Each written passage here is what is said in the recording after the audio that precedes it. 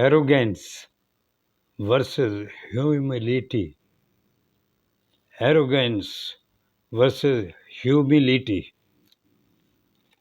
What destroys greatness faster than any enemy? It is arrogance. Arrogance blinds rulers to truth. It makes leaders deaf to the cries of their people. It turns strength into cruelty and wisdom into folly. But humility is power under control. The humble leader wins hearts, while the arrogant one invites ruin.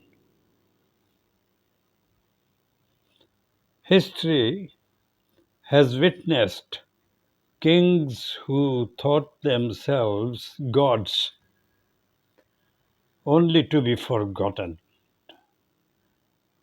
and it remembers the humble, whose name lives on forever.